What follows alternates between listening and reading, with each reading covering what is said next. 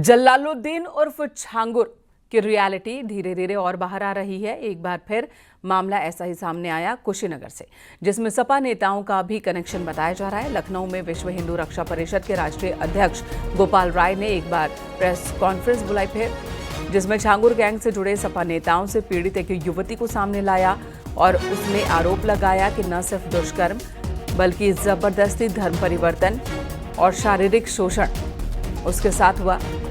पीड़िता ने न्यूज़ 18 से बताया कि छांगुर के साथ साथ समाजवादी पार्टी के नेता भी शामिल हैं।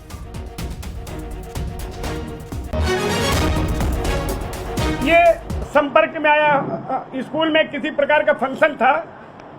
बबलू खान जो समाजवादी पार्टी का लीडर है और गैंगस्टर भी इसके ऊपर लगा है, पहले बच्ची के संपर्क में आया और नौकरी देने के नाम पर, चूंकि गरीब लड़की थी, इसकी मजबूरी थी, तो अपने घर भी ले गया। और ले जाने के बाद यहाँ तक इसके पास कुछ था नहीं तो ये अपने घर में ही रख लिया, और घर में रखने के बाद इसके साथ दुष्कर्म किया। और काफी दिनों तक करने के बाद जब उसका मन भर गया तो दूसरे व्यक्ति के माध्यम से ले गया जमालुद्दीन उर्फ छांगुर बाबा के मजार पर ले जाने के पश्चात वहां इसका धर्मांतरण हुआ। और धर्मांतरण के बाद फिर समाजवादी पार्टी का एक लीडर जिसका नाम नौशाद उर्फ नाटा नवाब का, ये धर्मांतरण करने के बाद ये निकाह भी कर लिया।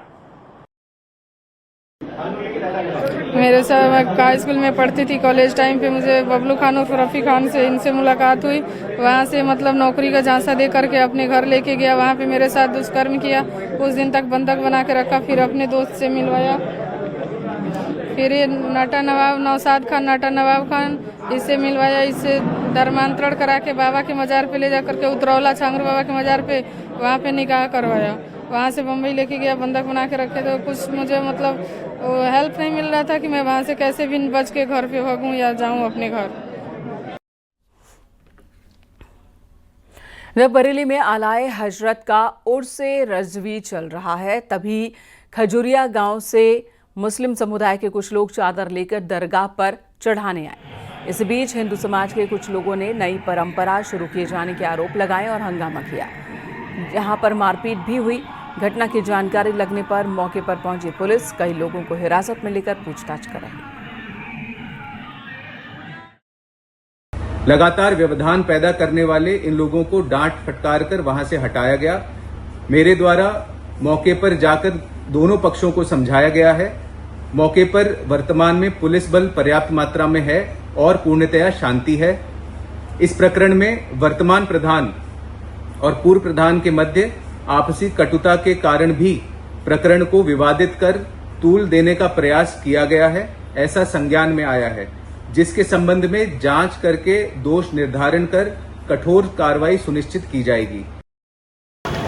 दरगाह आला हजरत और बरेली की खजुरिया गांव से जा रही चादर को लेकर के विवाद पैदा हुआ है। विवाद के बाद जो हालात हुए, हालात के बाद पुलिस प्रशासन बेहद सतर्क है। यहाँ पर गली गली में फ्लैग मार्च किया जा रहा है, भारी पुलिस फोर्स यहाँ पर तैनात है, फ्लैग मार्च किया जा रहा है ताकि किसी भी तरीके की कोई अप्रिय घटना ना हो सके। हालांकि पुलिस ने कई लोगों को हिरासत में भी लिया है और जिस तरीके से उनसे पूछताछ भी की जा रही है, क्योंकि माना जा रहा है कि एक बड़ा षड्यंत्र था और षड्यंत्र के तहत ही इसको अंजाम दिया गया। लेकिन जो हिंदू समुदाय के लोग हैं उनका साफ तौर पर कहना यह कि नई परंपरा डालने की कोशिश की गई थी, इस वजह से विवाद की स्थिति पैदा हो गई। हालांकि पुलिस अधिकारियों ने यहां पर एहतियातन पुलिस फोर्स को तैनात किया है। गली गली में फ्लैग मार्च हो रहा है ताकि किसी भी तरीके की कोई भी घटना ना होने पाए। मैं रामविलास सक्सेना, न्यूज़ 18 बरेली।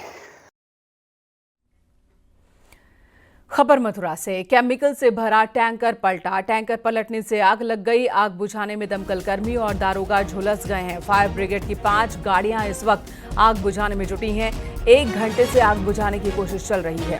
हाथरस से आगरा की ओर जा रहा था केमिकल से भरा ये टैंकर, जो हादसे का शिकार हुआ। थाना महावन क्षेत्र का ये मामला है। नितिन हमारे सहयोगी फोनलाइन पर मौजूद है। नितिन, क्या अब आग बुझा ली गई है? जी देखिए, हम अपने दर्शकों को बताना चाहेंगे कि अभी आग पर काबू पाया नहीं गया है। अभी जो टैंकर है उसमें आग लगने का सिलसिला लगातार जारी है।